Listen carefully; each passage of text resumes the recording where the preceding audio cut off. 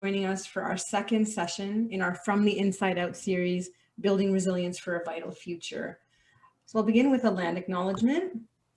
The communities in Halton Region, as we know them today, are abundant in history and modern traditions of many First Nations and the Métis.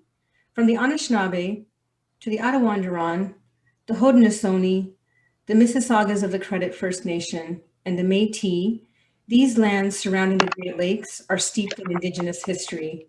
This territory is mutually covered by the Dish with One Spoon Wampum Belt Covenant, which is an agreement between the Iroquois Confederacy, the Ojibwe, and other allied nations to peaceably share and care for the resources around the Great Lakes.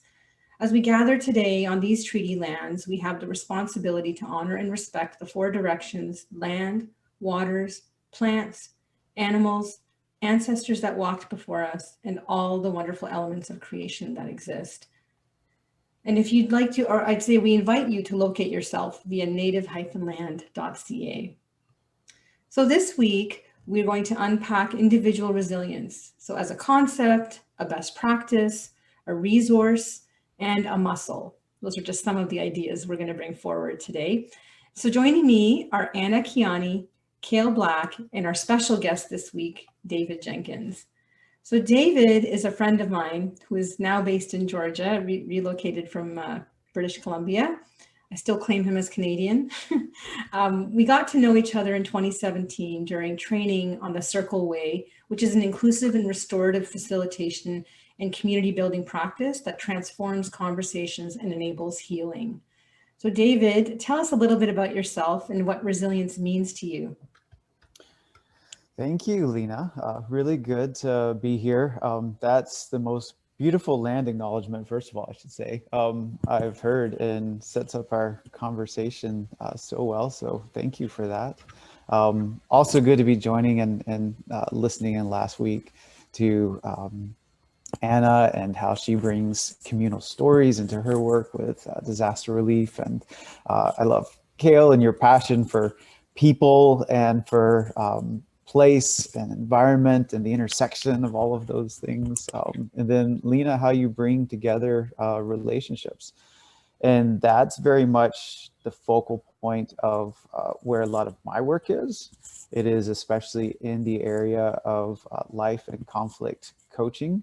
So when I talk about resilience, then the topic I'm going to be bringing up really relates to what is resilience in relationships, and especially for all of the people. I know if you're joining this conversation that you are a leader in your own space, in your own sphere of influence. And so what is it to lead the way in your circles of influence in terms of resilience? And I'll be unpacking this more, but really to say we're headed towards what does it look like to be a non-anxious presence in the midst of systems that are chronically anxious. And so that's just a little bit of what I'll be talking about, and I'll unpack that in just a bit when we get into our session. Wonderful. Thank you, David. And I just put something in the chat just to invite you to introduce yourselves, to connect with each other, and even just to share why are you joining us for this conversation series on resilience? What piqued your interest here? And as we move through, so that we have a different format. Hopefully you all received the email. So we're going to have two guided questions that we're each going to answer from our perspectives. And then we're going to transition into breakouts and look at a question together. And each of us will lead as facilitators one of the four different rooms. So it'll be a random kind of selection, and we'll kind of discuss and unpack. And we want to hear from you as well. We know there's a lot of wisdom and expertise in the room. So we talked about last week just having a guided meditation. So Kale will lead us through a brief guided meditation in a couple of minutes just to prepare us for this discussion and ground us. So if you want to get started, Kale. I would love to. So I don't know about you guys, but I started personal meditation practice in about 2014. And part of the reason I did that, I would say not just interest, but necessity for me personally. Just being able to manage my own mental health, and specifically, I have borderline like ADHD, like a very hyperactive brain. So being able to have the tools, because I consider meditation a resiliency tool to be able to manage the sort of chaotic lives that we're leading these days. So very simple, nothing really complex to worry about. All we're going to do is focus on our breath for a few minutes. So I'll invite all of you guys to close your eyes if you're comfortable. Get your body in as comfortable as a position as you can. Make any adjustments you need to. And then bring your attention and your focus to your inhales. Breathing in through your nose. Focusing on that cool sensation of the air as you breathe in through your nose. And feeling yourself relax with every exhale.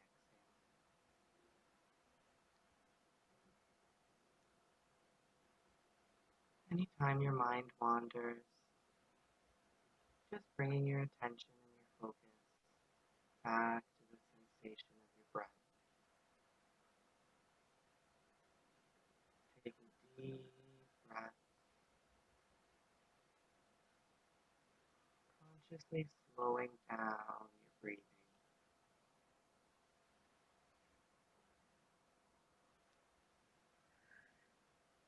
Feeling your breath begin to settle.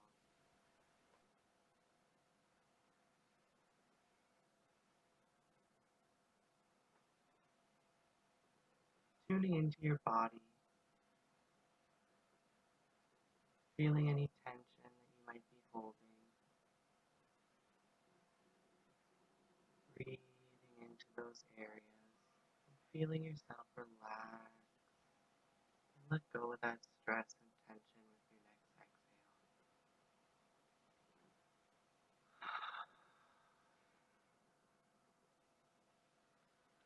Feeling your face relax,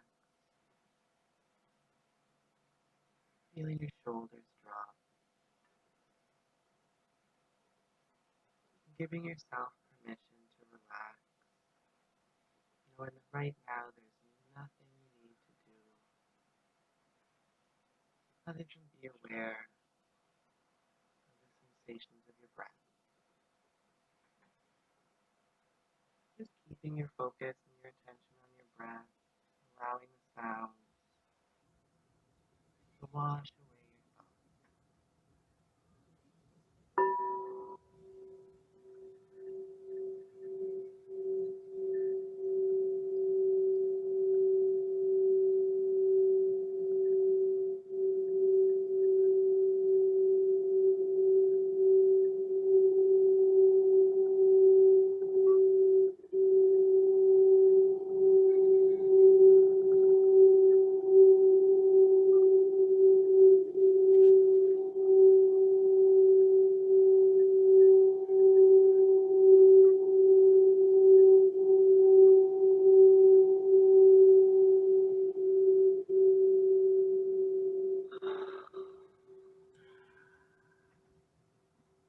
Relaxing your face, your forehead, your eyes, your cheeks,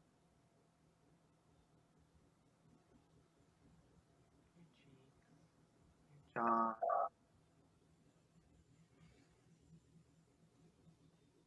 relaxing your shoulders, releasing any tension in your body,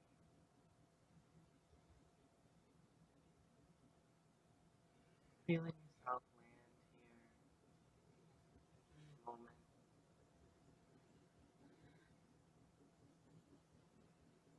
present in this space here with you.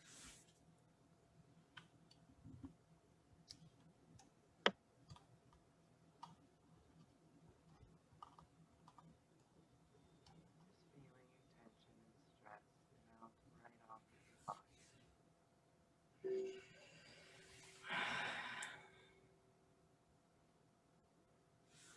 Taking a few more deep, conscious breaths.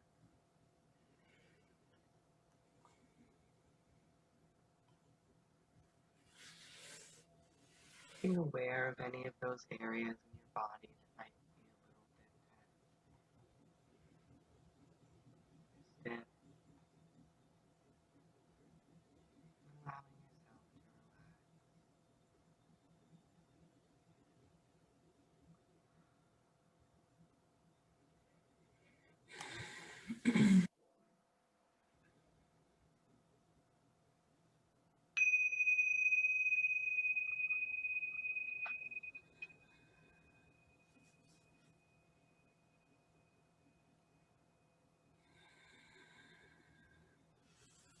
Hmm. taking your time, taking as much time as you need, and slowly coming back, Hmm. holding on to as much of that peace and tranquility as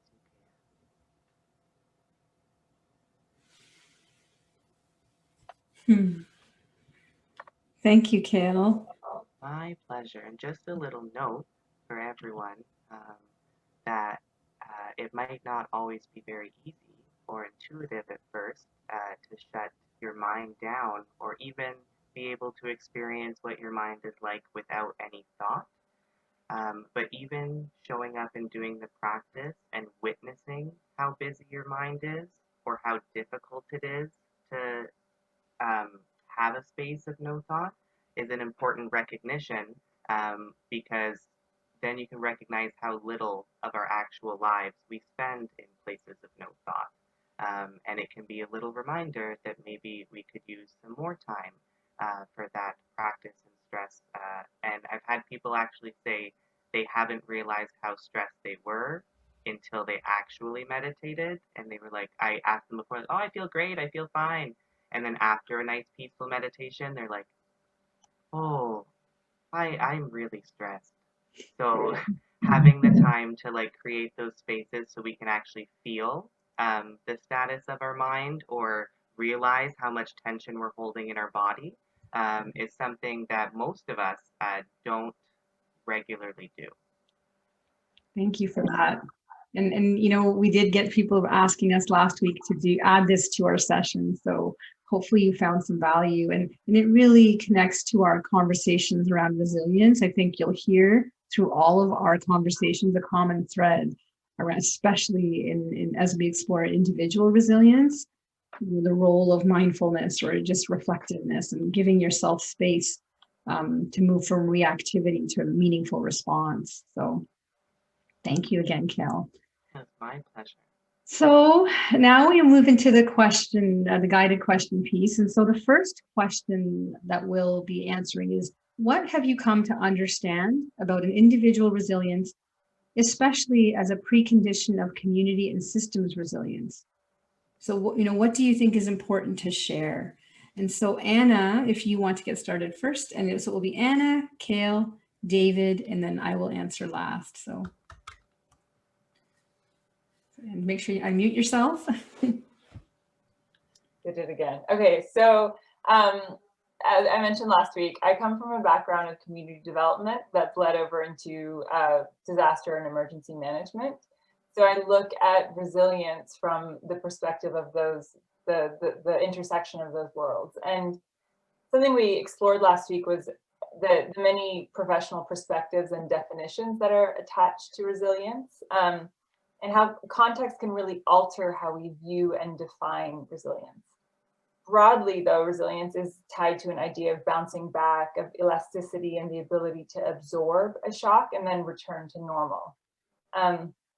In disaster management, we often consider this from architecture and building, and Maya, one of our participants, actually has a lot of that perspective from design and engineering. And when we consider architecture and buildings, we define resilience as the ability to withstand the forces of nature and then function normally soon after. So in a hurricane, in a building with resilience, we say we want to see that the windows don't shatter and that there's no flooding, and that those using the building would not have to not have the use of that space interrupted. So what we don't expect, though, of our built environments is that they can absorb a shock and then improve their function post-trauma. The building doesn't get better at handling hurricanes after it experiences a hurricane. So this is something that's incredibly unique to humans. Humans can do that, and they do that. Nature can also do this, but humans excel at doing this. Humans at an individual level face disaster impacts and crisis, and then they utilize the capacity to adapt and to improve the way that they function post-trauma. So it's in fact these elements of individual adaptive capacity that feed the greater whole of systems resilience. So if we're seeing a system that is resilient and we're seeing visible resilience within a system, a society, or a community, it's reflective of the multitude parts of individual resilience that exist within that system. Awesome, thank you. So Kale. Amazing. I love how we all answer the same questions from such different lenses with complementary answers. So thinking about personal resiliency, one of the things that was coming to me when I tune in for like my personal answer, I'll be as concise as I can, but I remember hearing from a friend that a little anecdote that the first sign of sort of human civilization or community is like finding a skeleton with a healed femur, I think it was, like some sort of broken bone in the leg. And the reason that they said that is because that would have been the first time when a human was like injured and couldn't take care of themselves. They couldn't hunt, they couldn't gather, they couldn't protect themselves, they couldn't seek shelter, and another person had to stay with them and provide them food, help them with shelter, help them survive. And before that, like mark in sort of human evolution, it was sort of a fend for yourself situation. So that would have been a sign of the first signs of community and us being able to take care of each other, which I think is one of the most important things about resiliency, because humans, just by fact, are primates. We are primates, and primates are community-based creatures. They cannot survive without a community. So if an ape gets separated from their community, they will die on their own because they do not have the support of the collective. So one of the things that is so important to me for resiliency, I feel, is a human being's ability to connect with another and see themselves in another. And once we lose that ability, I believe all resiliency is sort of done, because we get back to that personal I, me situation. And real resiliency is our ability to survive as a species on this planet in a sustainable way. And if humans lose that ability to connect with and have empathy for each other, no matter what the other looks like, then the resiliency is sort of gone, in my opinion. And yeah, community. And one of my favorite, it's Russell Wilson. He started Fat Farm, interesting guy, and Def Jam Records. But he would always say, community is wellness and isolation is sickness. So just one more little thing on that is the personal resiliency. It comes down to lots of things like our ability to process trauma and process emotions that can stop us from having those things. So the simplest way to give a complex answer. Thank you, Kale. Go ahead, David. Yeah, I love how we're bouncing back and forth as the topic's individual resiliency, but then we're talking about in the presence of others in this community resilience and how the two really feed off of each other. One of the things I've picked up on, especially as Kale, you talked about last week, that if we pour some water anywhere, that then it's added to the system everywhere. So that when we as individuals are more resilient, then that adds to the resiliency everywhere. So I love how we're bouncing back and forth the two.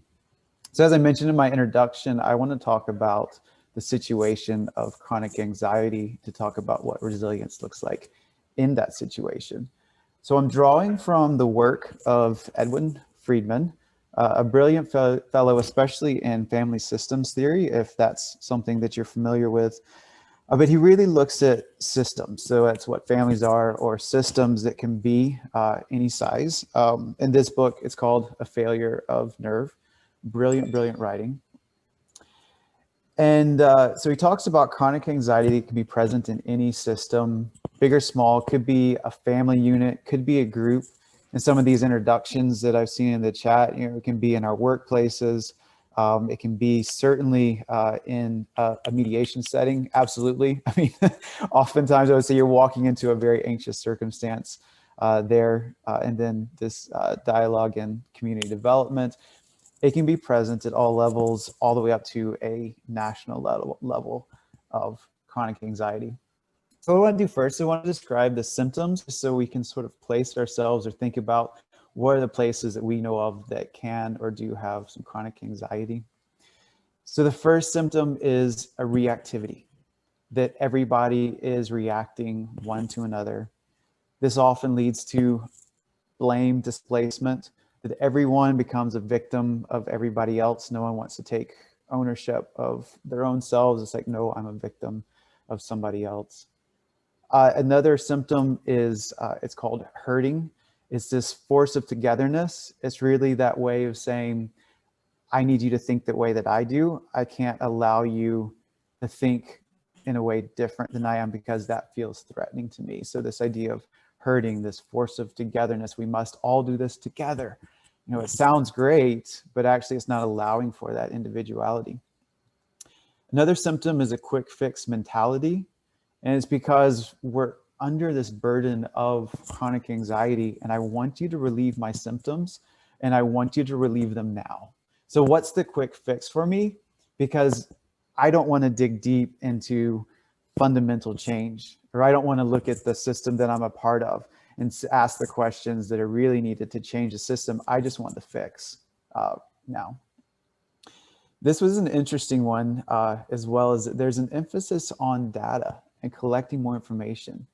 Because again, having people's opinions, it's a really good thing to make informed decisions. But I've been in situations where it's like, we just want to keep taking survey after survey after survey and not make a decision. And at some point to move forward, there must be decisions made. And so someone that's outside of the chronic anxiety is able to do that. A leader outside of that can sort of say, okay, it's time for us to make a decision. But I was in a situation in particular of chronic anxiety where I had a stack, something like this on my desk of all these different surveys, and people were still saying we need more information. And it's not that we need more information. It's time to step outside of this anxiety and move forward. These systems, they usually have at the top a lack of well-differentiated leadership. And what that looks like, in sort of naming terms, is a lot of times you'll have a peacemonger, somebody who says we have to have peace at any cost. And the cost usually is the ability to move forward. Or there's an authoritarian that's at the top, says, it's my way or the highway, that really force of togetherness, think like I do, or else you're not a part of our group. So I've described this environment, and like I said, it can fit, as soon as you pretty much have 3 people together, then it can describe a situation like that, all the way up to a national level. And I believe that in a relationship such as this, or a group such as this, that the peak of resilience is a non-anxious presence. So that's the name I'm giving to it, and also from the book, a non-anxious presence that is in these systems can change everything. A non-anxious presence is also known as a differentiated person, if you've heard that term before. And a differentiated person is separate from the system enough that the system, this chronically anxious system, isn't influencing them, but they're still connected. They're not fully separated, because you can certainly be outside of these systems and then not impacted by them. But the idea is to remain connected while not being impacted by the fear or the anxiety that's really driving the agenda.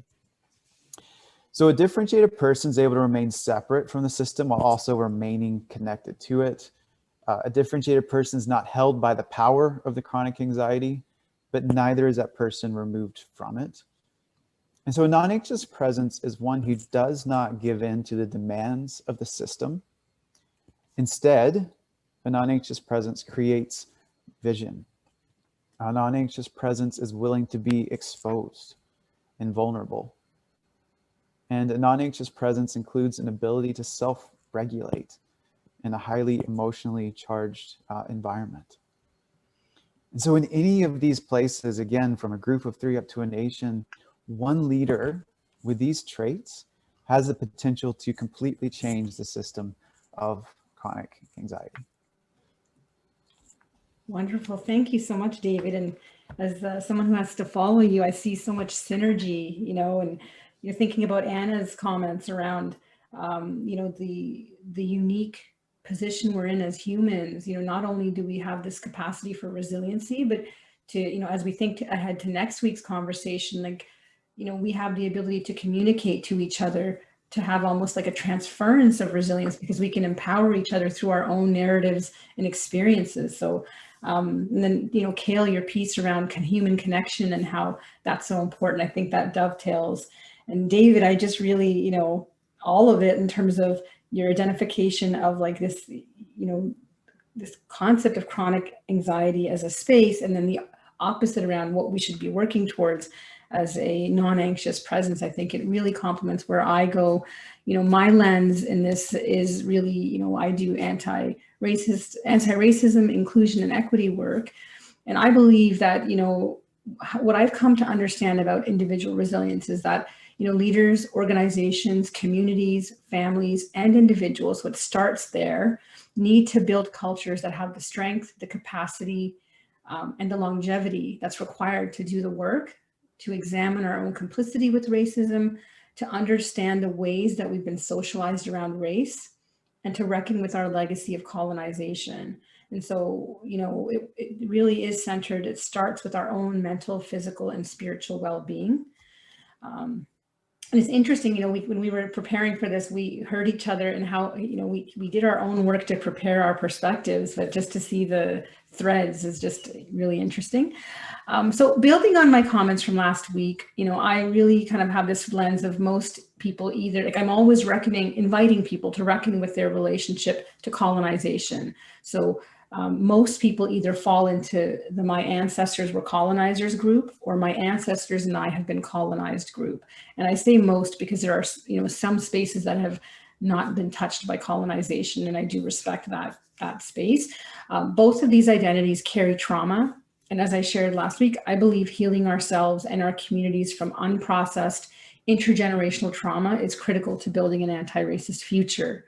Dr. Resmaa Menakem says, trauma hurts. It can fill us with reflexive fear, anxiety, depression, and shame. It can cause us to fly off the handle, to reflexively retreat and disappear, to do things that don't make sense, even to ourselves, or sometimes to harm others or ourselves. So there's this notion, he talks about in this book, if something is hysterical, then it's usually historical. And so to kind of elaborate on that, it's this idea of, if you or anyone is having a reaction to a current experience that has far more or far less energy than it normally would, then it likely involves, what he calls unmetabolized energy from ancient, historical, and decontextualized trauma. So basically in the present, your body is experiencing trauma from the past, and I am a believer in kind of this idea of intergenerational trauma. So if we don't do the work to heal ourselves, then we, another simple kind of idea is if, hurt people will hurt people. If that's what you have to put out, and these are conversations I actually have with my children when they come home and talk about maybe a child that's bullied them, or if something's happened, I try to create space for empathy. And so I feel like that is kind of the goal. So that's my position. So this brings us to our second question. And if you're, as you're listening, please feel free to engage with, what you're hearing from us in the chat. And I know you'll have a chance in the breakout, but please feel free to kind of share how things are landing for you. We would love to see that. So David, for the second question, you'll be leading. Give us an example of what healthy resilience looks like in your context. So you've talked to us a little bit about factors that, create that let us know when we're in a chronic anxiety space. But, what factors need to be present and what problems are better handled because the resilience was high in that context as a precondition? Yeah, such a good question. And I love how we're going to be diving into some examples. The first thing I want to say to introduce this, though, is, I'm glad for everybody that's on this Zoom call, anybody that's going to be watching it later, because resilience is not something that just happens. And that's where I want to start from. It's not something that just happens. It is something that is prepared, as you were sort of indicating, like if you prepared in advance, you're a lot better off. It's something we train for. And I was comparing it as I was thinking about this talk. I was like, it's a lot like bravery. And it reminded me of, for 3 years recently, I was a firefighter. And as a firefighter, we would go running into and towards burning buildings. We would go to car accidents. I would crawl into cars that have been wrecked. And a lot of times, and on the outside, we would call that bravery. But for me, having been in those moments, it's not bravery, it's my training. It's what I've been trained to do. There's nothing in that moment that says, oh, I'm going to go be brave now. There's not a decision I have to make. It's I'm going to use my training now is really the only decision. So if there was bravery, it was to sign up in the first place, not the actual moment. And so I wanted to tie that into resilience. This is something that really, in a sense, we're training for. And that's why I want to say, all of you, I believe, if you're willing to engage in this conversation, are leaders in your own circles. So whether it's a small group or a business, and I see you all as having some influence. And one thing that I learned early on in my career as a leader and as a sometimes chronically anxious leader is that I was not helping a chronically anxious system if I didn't prepare in advance to be that non-anxious presence. So let me give you, I've got a short example and then a little bit more about what it is to be a non-anxious presence. So what is it to be a leader in the season of COVID? Well, a non-anxious, differentiated leader is not going to make decisions driven by the fear and anxiety that COVID has brought to our community. Because it's easy to do that. It's easy for me to read through the news stories. I like how one person compared to this. It's like being a primate going to the cave and continuously looking at the tiger that's walking outside your door. Like that's what it's setting off in us. And so for making decisions from that place, we are caught up in that chronically anxious system ourselves. So we're not making decisions that are based on this, but we're also still connected to it. We're not ignoring it. We're not outside of COVID. We recognize that we are in the midst of some very real effects and threats. One small way that I try to engage in this topic is to not shy away from conversations of COVID or naming it. It is so funny. I've noticed it's like COVID has become like Voldemort and Harry Potter. We can't say the name because we're too scared of it. So even just practicing a non-anxious way of having the conversation of talking about COVID is just a small way that I think we can be non-anxious presence in our circles. So what is it to be a non-anxious leader? And I want to specify, first of all, I could go for a while talking about anxiety, but that's not really the goal today. But I do want to say that the goal, it sounds like a non-anxious presence doesn't experience anxiety, and that's not what I'm trying to say at all. Anxiety is very much tied to our emotions. Oftentimes it's an overreaction. It's one description I give it, an overreaction of our emotions. And if we were to say someone is emotionally intelligent, that doesn't mean that they do not experience their emotions. They may experience emotions even more than they did before. However, they know how to name them. They know how to not let the emotions take over their lives. And that's very much what I want to say about a non-anxious presence. It's not that if I'm trying to be a non-anxious presence that I will never experience anxiety, but I do have an ability to recognize it, to see some of the symptoms that I talked about earlier, and then have the tools, have the practice, know what it takes to either relieve it in myself or work towards relieving that in the group. So that's what I want to say is I'm not talking about never being anxious again and that you failed when you are, but it's more of this awareness and then having some of the tools. So sometimes that is recognizing, are we allowing for individual voices? You know, what's the working against this hurting idea? Can I allow for someone to have an opinion different from mine? And if I can't, then that's recognizing, okay, there needs to be a shift here. A big part of that is allowing for failure. Can I allow for failure? That's what it takes for a spirit of adventure. Oftentimes, that's what it takes to overcome barriers, to cross boundaries, to move forward in your group or your organization, is the allowing for mistakes, allowing for failure. And then the other one is, if you're really hoping to be a leader in your group as a non-anxious presence, is to provide the vision. Best way to move forward, provide vision. My favorite way to do this is to give an I have a dream speech.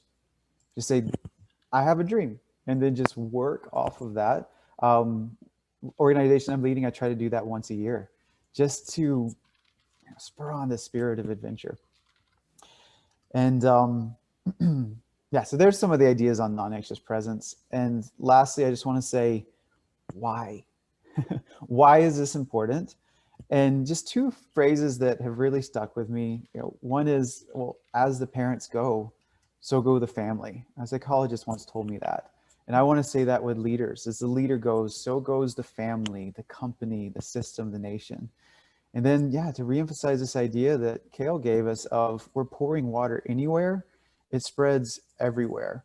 So if you want to be a part of changing the world, then working towards this idea of being a non-anxious presence, a differentiated person, is going to add benefit all over the world. Thank you, David.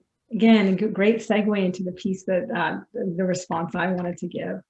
So, part of kind of, I think, having these, empowering ourselves to have these conversations that and to do the work. It's, I talk a lot about conversations, but it's all about conversations that are precursors for action and transformative action.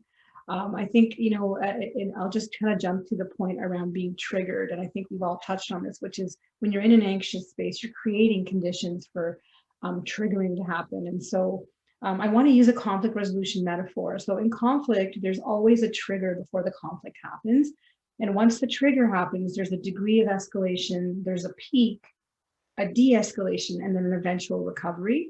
So how high the peak goes and how long before recovery is driven by the degree of settledness in your body, the level of non-anxious presence that you have access to, and the level of investment you have in your relationship to the person you're having the experience or the conversation with.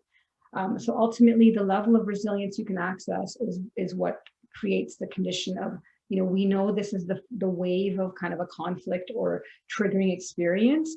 And only kind of, people are always like, well, how long is it going to last? And I think that sometimes we fear going into these experiences because we fear how long it's gonna take. And really, when we're going through it, it feels like an eternity, but really this happens and could happen in seconds, right? Could happen in a minute, depending on how we respond to it. So I want to just give a personal example of where I felt like some of these factors were present that created a better outcome. And Dr. Maria Sirois says that resilience requires 4 things: mindfulness, connection, skills and practices, and courage. And so I've heard this through my fellow panelists this morning. And so I just want to use a personal example that animates this. So I recently experienced racism in a conversation with a friend.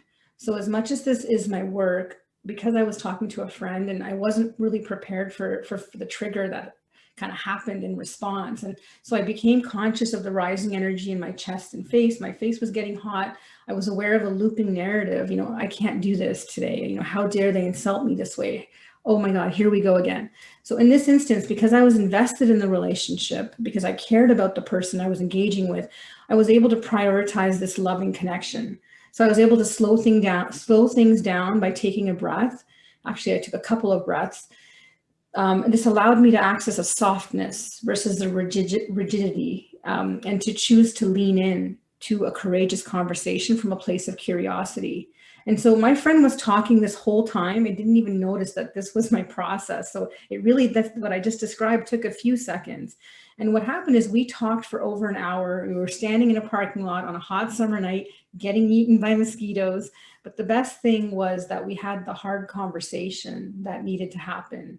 and that both of us came out better for it. And so these experiences build our resilience muscle. They empower us to take risks, to make ourselves vulnerable, and to have the conversations that scare us, knowing that we have everything we need to get through them. So that's my piece. So Anna, who next?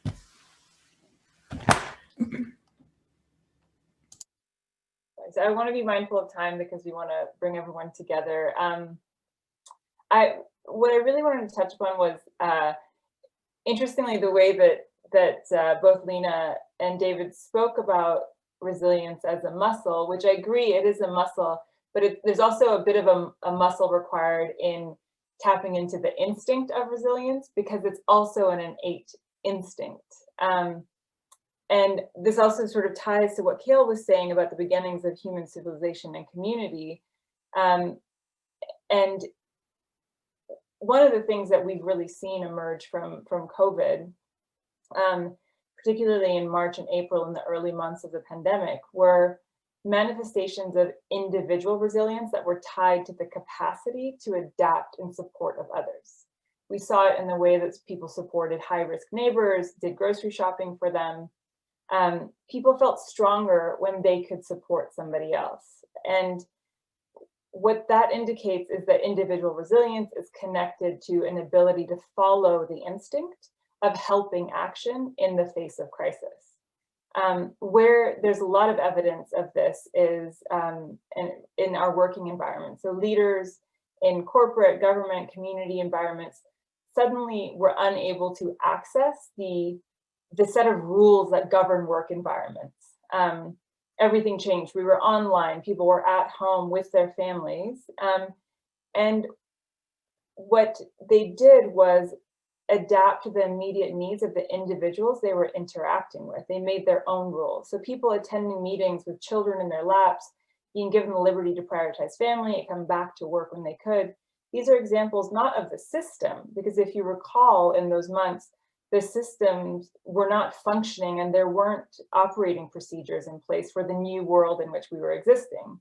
So this was the capacity of individuals tapping resilience to adapt to a changing context and then thereby influencing the system. So the question then becomes, as leaders and thinkers and members contributing to our communities, how do we continue to facilitate avenues of powerful individual resilience to reflect out into our system?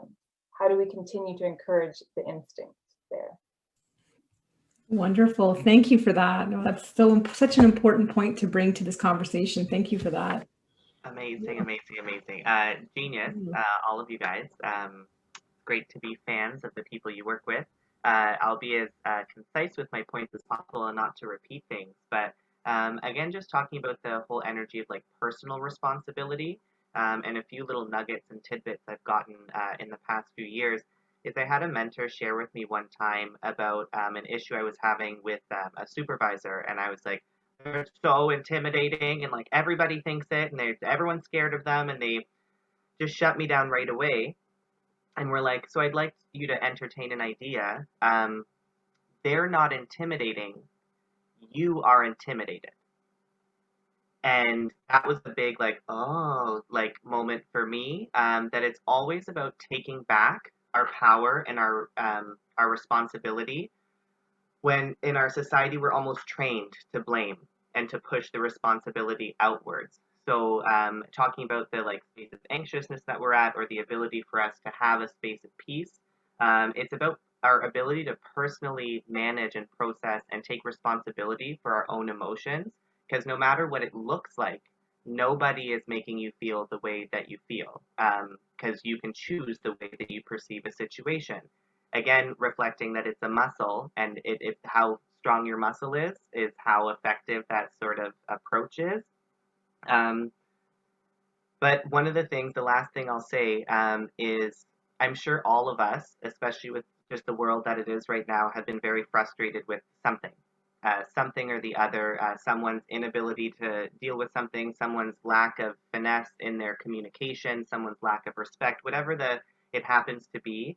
And one of the things that I would reflect on in my frustration of those expressions if I am genuinely as frustrated and disappointed by that example I am seeing, then it is my responsibility to exemplify the trait or the behavior that I wish that that person would have demonstrated, whether it's a system or an individual. So I'm always taking back the responsibility that no matter what I'm seeing on the outside, if I am not happy with it, I should be modeling that behavior the best that I can. So one of the things that like COVID, lots of different things, but I tried to meditate on what am I so frustrated about? And one of the things I figured out is that it doesn't feel like they're listening, whatever that is. I was very frustrated with people's lack of listening. So then the personal responsibility aspect comes in. I should be the best listener that I possibly can be. And I should put as much energy into being the best listener as I can, so that I can exemplify what I feel is missing. And if I'm not willing to put in that effort, how can I expect anyone else to? So, that's it. Love that. Thank you. No, this is so lovely in terms of I think there's such a compliment. Appreciated the conversation and a chance to hear from the wisdom in the room. So listen, thank you for this hour you've spent with us, second hour. I want to thank David for joining us. Thank you for your perspective and for bringing your experience and wisdom to this conversation. And of course, Anna, Kale, thank you as always. And, next week we are going to be laddering up to community resilience and looking at that piece. And I think one sentence I wanted to leave with is, I'm thinking about like believing in something bigger than ourselves as a way to, the why that sustains us when we're individually kind of feeling compromised, and how that supports community resilience. So we'll look at that next week, and you'll have a link to this recording as well as the questions we'll be examining for next week. So that will come in the next day or so. So thank you so much for joining us. Have a great rest of your day, and we'll see you next week. Thank you. Thanks, everyone.